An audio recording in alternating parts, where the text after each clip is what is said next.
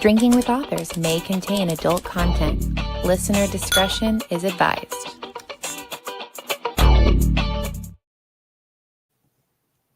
Hello and welcome to a slightly delayed Drinking with Authors, and we're day drinking.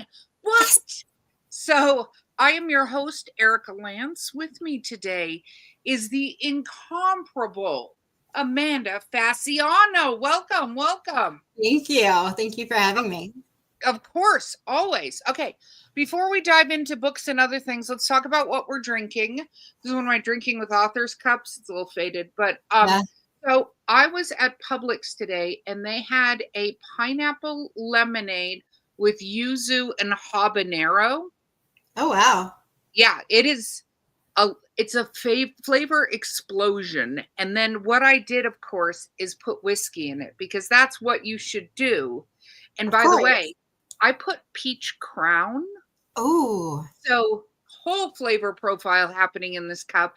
It's amazing, and it's got a little heat. What are you drinking? So I don't have anything. I have my cup, but it's being used for something else right now. So I'm drinking Jameson Orange mixed with Mountain Dew. What does that even taste like, out of curiosity? Well, Mountain Dew is very citrusy, so it's whiskey with Mountain Dew, basically. So you're just adding a little more citrus to it. I like it. I like it. Okay. So for anybody out there who's under a rock and doesn't know who you are, what do you write? I write paranormal, and I split that between paranormal mystery or paranormal romance. Some books might have a little more romance, a little more spice, heat, and others are just very low on the romance scale, so they tend more towards procedural mystery kind of thing. Very cool. And so you have a series out right now, which is the Life After series that starts off with Waking Up Dead. Do you have one of your books to hold up so everybody can see it? I have one right here. It's got some tabbies in it, but Waking Up Dead right here. Awesome. The hardback. No, I love it. I love it. So that is the first. How many of those are out now? Like 6, 7?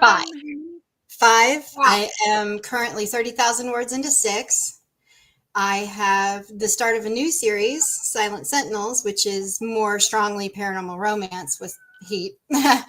And that is coming out the end of this year, I believe. I don't have a date yet for it, but the first 3 books will be dropping this year. Very, very cool. Okay, so what got you into doing all this writing? I've always loved writing. I mean, I just spent a couple of days with a friend who knew me in high school. And, you know, I always had notebooks. I was always writing if I had free time. I was making up stories and took creative writing classes every chance I got.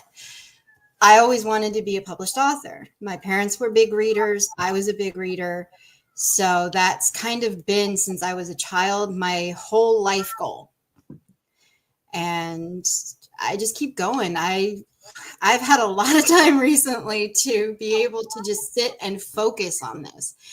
And it's paid off, because in the last, we're middle of June now?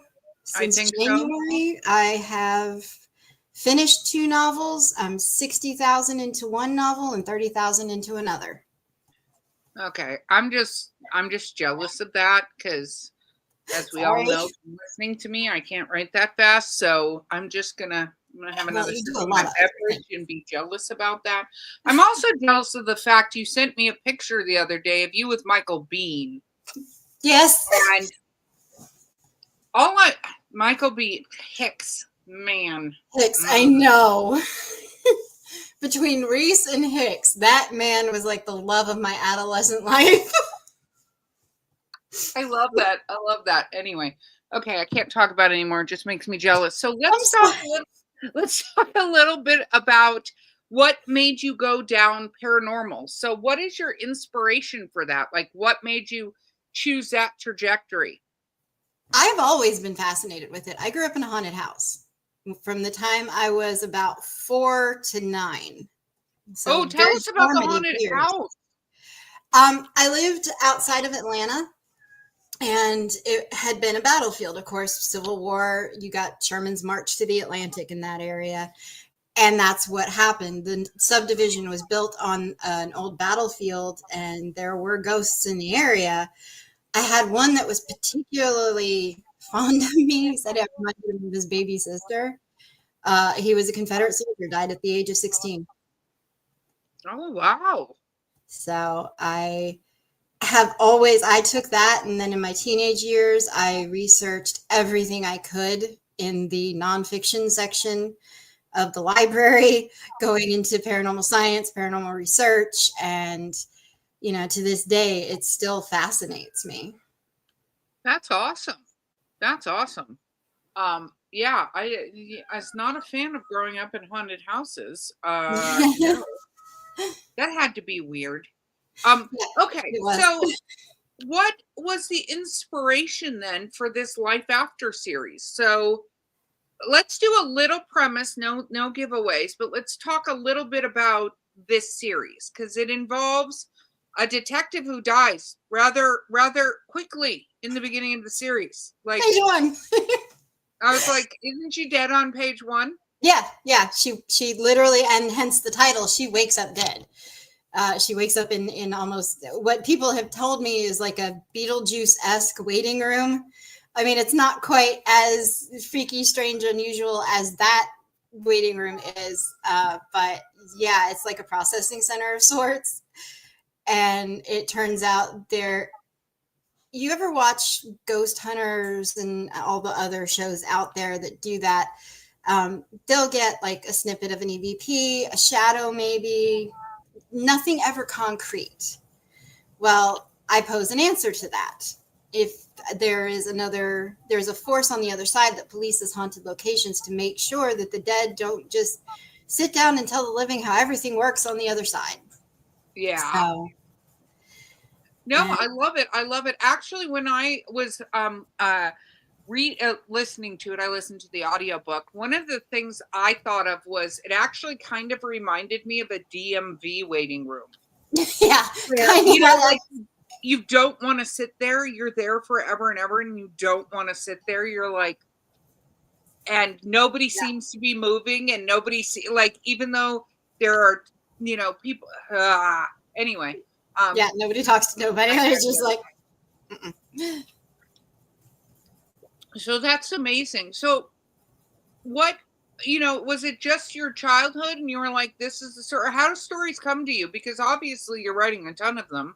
A lot of them are either taken from dreams or premises that I kind of want to take my own spin on. Like in Waking Up Dead, one of the main haunt backgrounds in that is Lexington Hills Asylum, which is a completely made up amalgam of a bunch of asylums you'll ever see on any of these ghost shows.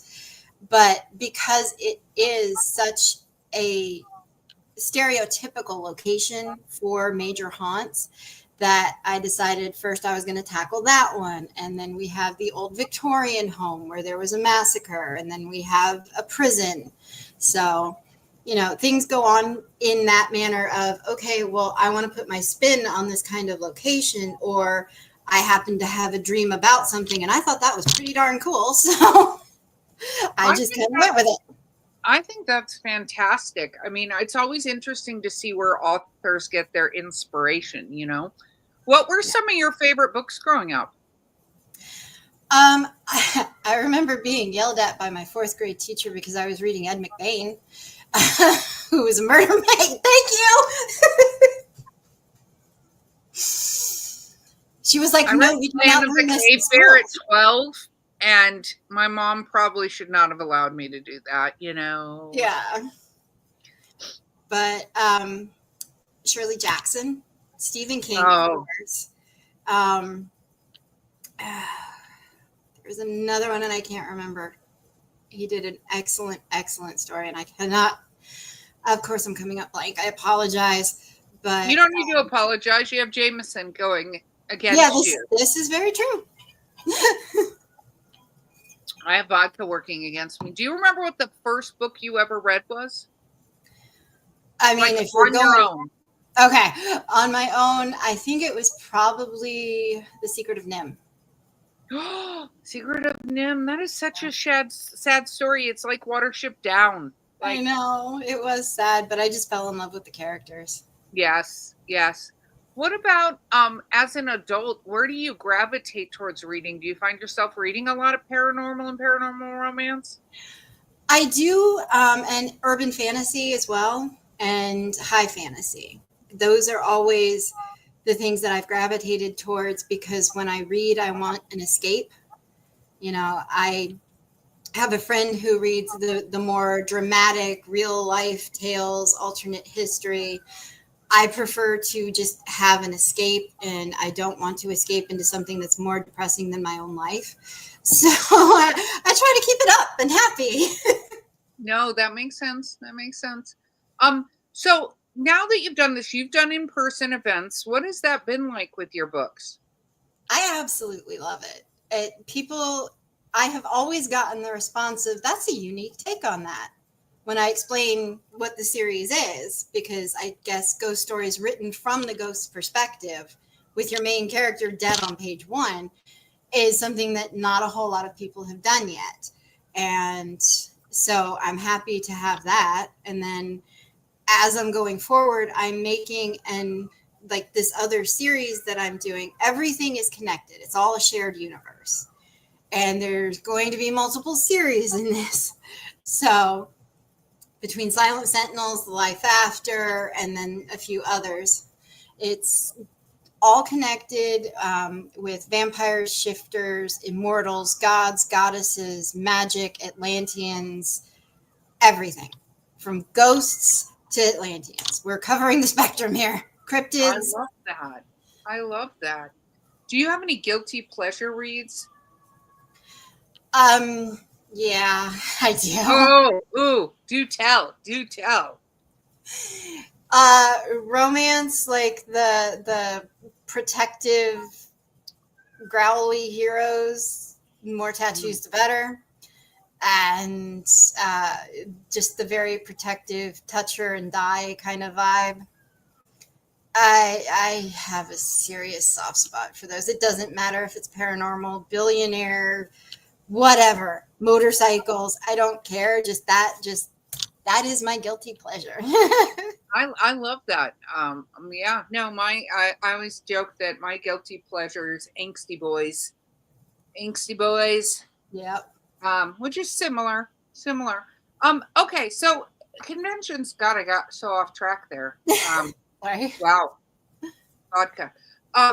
No, whiskey, peach. Oh my goodness. Well, we're having a day. So what about interactions with the fans? What has surprised you about interacting with your fans? That they're all so supportive and they have been so involved. You know, I post every day pictures and snippets and things like that, and people have just been eating it up. And I've been approached. I was approached at Smoky Mountain Terror, where I got the picture with Michael Biehn. But all right, I had to. Why did you do that again? I was past it. I had been stuck on my whiskey. Anyway, fine. Moving on. Michael Biehn. Moving on. I actually had somebody come up to me who'd met me at another con. It had to have been Spooky Empire in Florida, but for anybody out there who doesn't know, I just relocated about 6 months ago to Tennessee. So doing Smoky Mountain Terror here, I had no expectations of seeing anybody I knew other than the people I was at the table with. So that was a whole lot of fun to have somebody go, yeah, I remember seeing you at this con and I bought your first book, so I'm going to get your second. And that was fun. I did not expect that. It's always neat. Have you had the experience yet where somebody talks to you about some part of your book that you're like, what? And I guess I've had this where they brought up a character and they were talking about this whole scene and I was like, what are you talking about? But I didn't say that to them. I just, of course, went, oh my God, yeah. And then I literally pulled up the manuscript on my phone and put Control F to find what they were talking about. Yeah. It was definitely in the book. I haven't had that yet, but I have had people just say, like, we love this character, we love this particular scene, or why did you do this particular scene? I had one of my beta readers for Dead Revelations, which is the fourth book. After he finished it, he texted me and he's like, that was brutal. What did you just do to me? So. And sometimes, you want people to love it, but at the same time, sometimes it's okay if they don't. Sometimes having that like sort of array of emotions, I think people forget about, like, what that means. Are you a review reader? Do you read your reviews?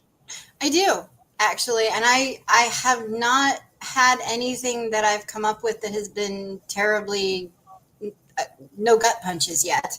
I'm sure I'll get there. I've gotten a 1-star review, but they didn't leave a review. It was just a 1-star. So I was like, okay. But if you have constructive criticism, great. If you want to tear me down for something I did, I understand it. I'm not exactly the kid glove kind of author. I'm not George R.R. Martin, but I'm also not, soft. No, I get it. I mean, Sean Bean, the Bean Men. I know, right? But it's true. At the same time, you got to take reviews with a grain of salt. I read a whole Reddit thread the other day that was talking about Goodreads reviews, because if you read the stars and what they mean, 3 is actually a good review on Goodreads. Mm-hmm. 4 is a great review, and 5 is fantastic. Like, 3 is I liked it. 4 is I loved it. 5 is like I can't put it down. I forget exactly what it is. I've been drinking, so nobody's going to judge this. And if Goodreads, you happen to see this, you should support us. Anyway, but it was very interesting because these authors were talking about the fact that they got 3-star reviews and how it bothered them. And I was like, but if I liked it was a 3-star review, then that's not a bad review. Yeah. So it's very interesting, because I also think, like, if you look at any book that is your favorite books, you're going to have that myriad of reviewers, but at least these people took the time to write a review. And some of them are trolls, some of them tear you down, and then every now and then you find that weirdo author who's going around and doing negative reviews on everybody who's competition to them. That did not work out for her, but it's interesting. So now that you achieved this life goal of not only being published, but being published multiple times. Oh, yes. What is your next goal? Next goal, from my lips to God's ear, Netflix, Amazon, something like that.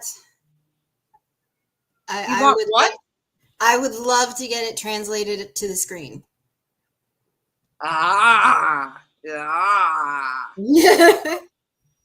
Yes, that is my next goal.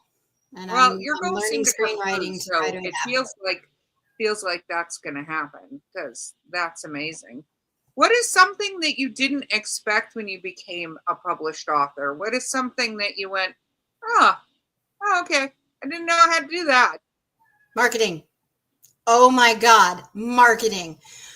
I'm terrible at it. Like, as early adult, I worked at Circuit City. I could not upsell anybody on anything because I couldn't do it. I didn't have it in me to do it. It's the same thing. I can't sit there and go, oh, you should read me because, look at me, pick me. I'm not like that. So that also makes the personal appearances hard. Like at conventions, just like trying to get out there and say hi to people. And I'm more like, well, if you stop and look at something, I'll say hi. And if you look, I will reach out and be like, hey, you want to take a look? But, I'm also not in front of my table, jumping out, stopping traffic, going, pick me, I see. Miss Fasciano needs to level up in this regard. Whoa. Very much so. I suck at marketing.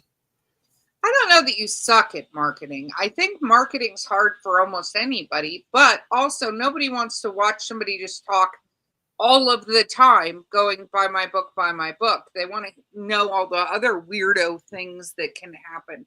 Aren't you very soon starting some sort of like podcasty thing with another horror author? Maria DeVivo and I have been talking about it. We have a title. We're trying to figure out times because she is super busy.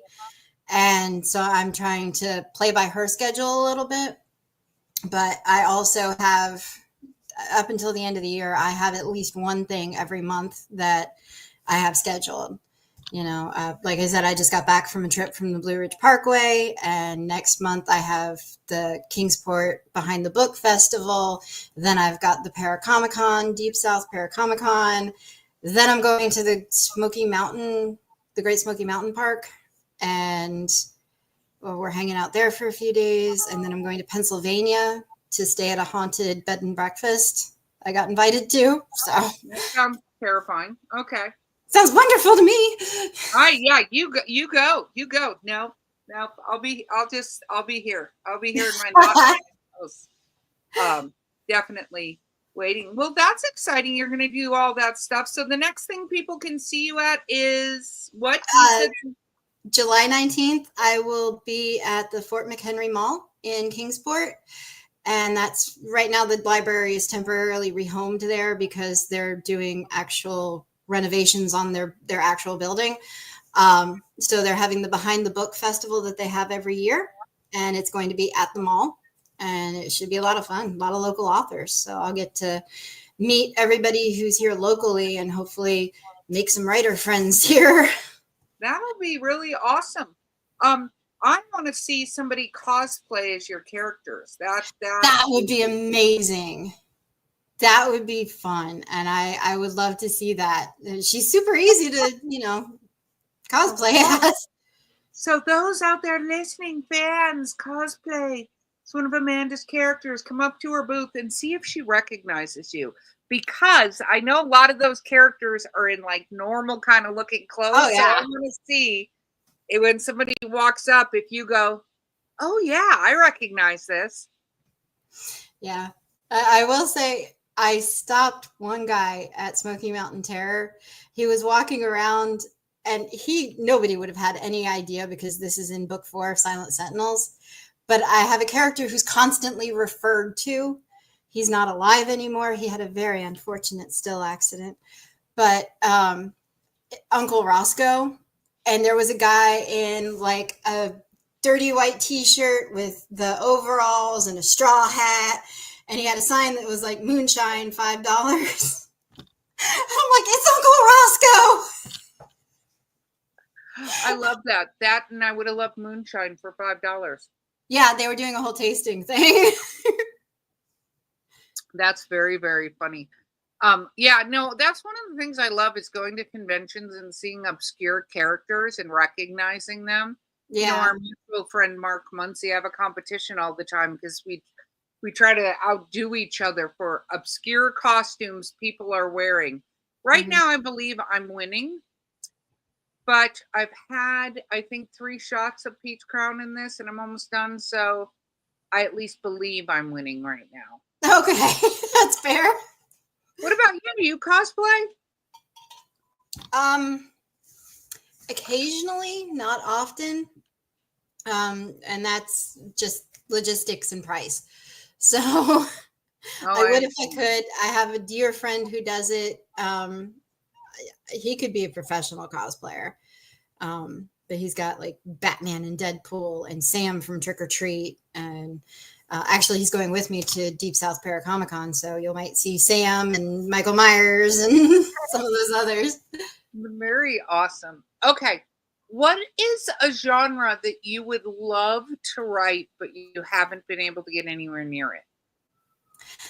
Probably high fantasy. And the funny thing is, when I started like high school creative writing, I was doing a high fantasy story.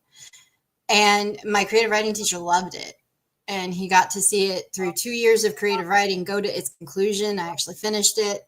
And then I looked back at it and went, well, this sucks, and threw it out. But that's one thing I've always loved, like Lord of the Rings, Witcher, that whole vibe, the medieval style. I love it. I am here for it. And It's just with all the other stuff I enjoy writing, I haven't gotten there yet. So one day I will. I get it. I can't write high fantasy either, so Yeah. that's not my bag. But I think it's great. So it'll be interesting to see when you go that route. I feel like it'll be high fantasy but dark. Yeah, Probably like a Grimwrite or something like that. Exactly. Okay, so when you're sitting down and writing 5 billion words a day, as you have proclaimed, what are your snacks? What do you like to have with you while you're doing that? I usually do this after dinner. So like my dessert, I'll snack on while I'm writing. So gummy bears or like the Jolly Rancher gummies that are sour, the all red ones, those are a favorite. Or I have like snack mix, granola bars, depends. No, that makes sense. I mean, snackage is very, very important. And would you consider yourself a plotter or a pantser or a planter? Like, I'm how a do you write? I'm a planter. Some of them have been complete pantses. Silent Sentinels 3, that one took me by surprise and has been a complete pants. Silent Sentinels 4 is that sucker came into my brain fully formed from beginning to end. So I never wrote down an outline, but I know exactly where it's going and exactly the beats. And it's been a little scary because that's never happened to me before. But so there's nothing outlined particularly, but it's in my head. But most of the time I'm a planter. I kind of will write the outline and go from there. Do you listen to music? Do you have a particular playlist? Do you playlist each of the books? What do you do with that? I have made some playlists that are particular to characters, like for Kyra McCord. Absolutely, she has a playlist that is just her.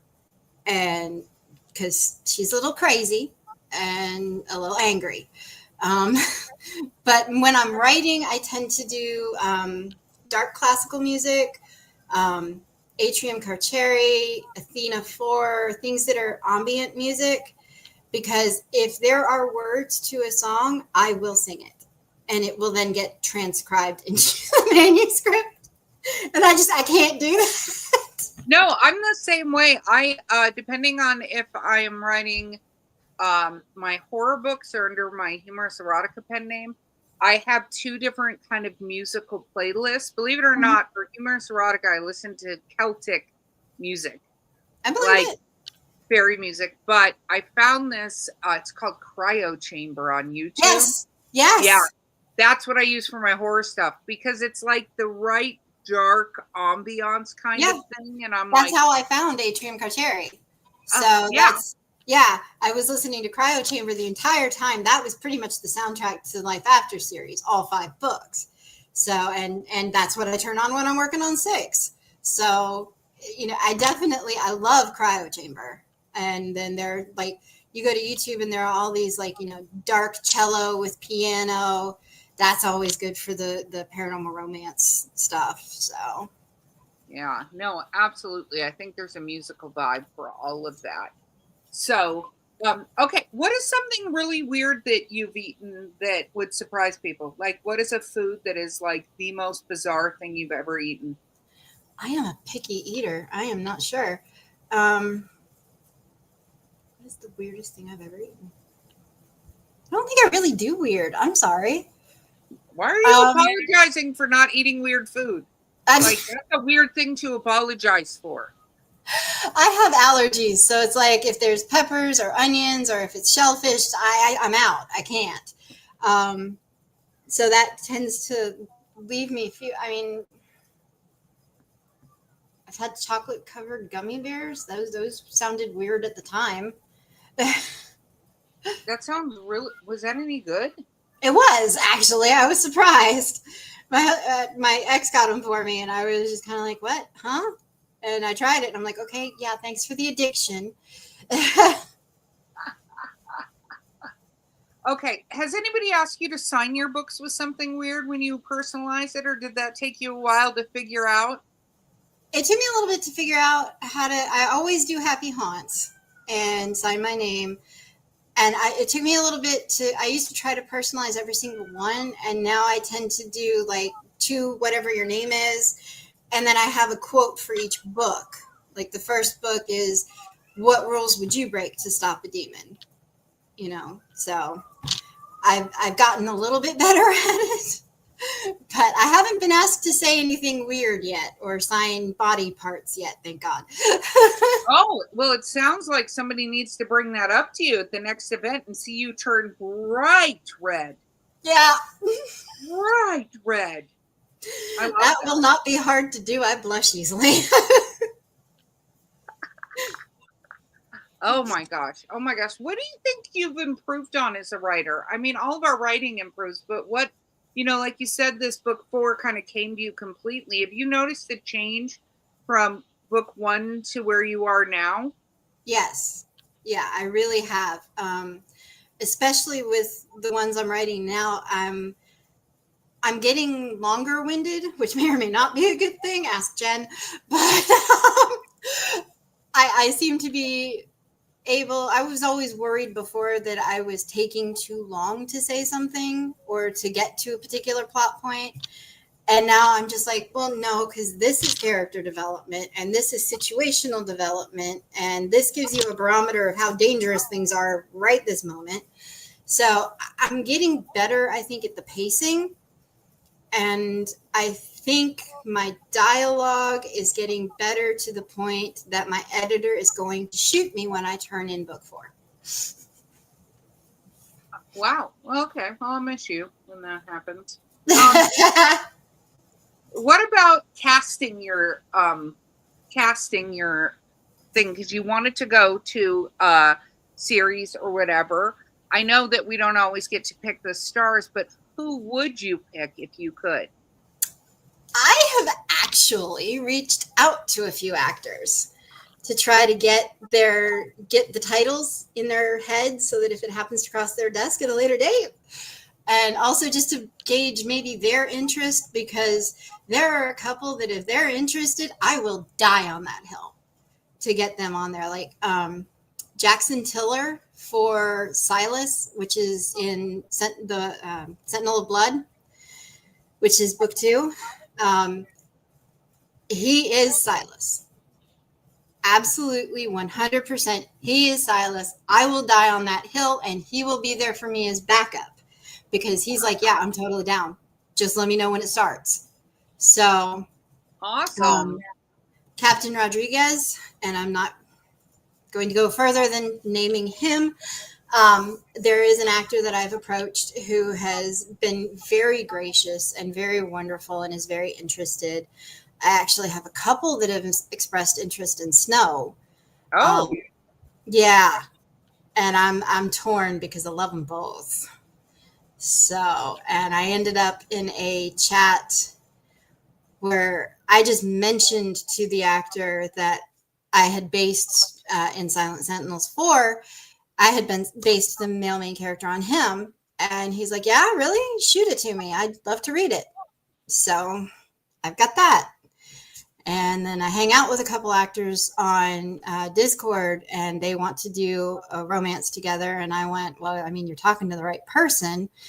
So, yeah, they're into that. But pro tip, do not try to write spicy scenes for people you know. I've known them for about 10 years and that was just awkward. Wow. So now when you see and talk to them, do you think of that? No. No, in order to write it, I had to just go, no, I'm not seeing Billy and Laurel. This is Foster and Daisy. Just Foster and Daisy. I love that so much. Okay, we're going to wrap up here in the not too distant future. So what advice would you give to readers out there as far as finding your books? Like what would you say to them? I always would say, check out my publisher's website, fourhorsemanpublications.com. We are always running sales, and I love that. Otherwise, Barnes & Noble, Amazon, pretty much anywhere you can find books, you can usually find me. That is awesome. That is awesome. And then what is your advice to writers out there who want to maybe have that first dream and haven't hit it yet? Keep going. Keep doing. You guys, Four Horsemen picked me up 2 years ago. So I would have been 47, 48. I mean, it's one of those, it's never too late to get your dreams, and everything prior to that is practice for it. Sit your butt down, finish the stories, even if it's crap. Even if you get halfway through it and see that it's crap, finish it, because there's something in there that's going to work later. That is perfect advice. Okay, shameless self-promotion time. How do people find you online? Instagram, Amanda Fasciano author. I'm on Facebook, Amanda Fasciano, or you can go to my website at authoramandafasciano.com, and you can email me from there, join my newsletter, all the socials, everything. And you have a lot of behind the scenes stuff on your page, don't you? Like all the little snippets of all I do the try. other I'm stuff? trying to get a little more in depth with that. I've been working on rebranding myself, talking about learning marketing. So I've rebranded. My newsletter is the Otherworld Society.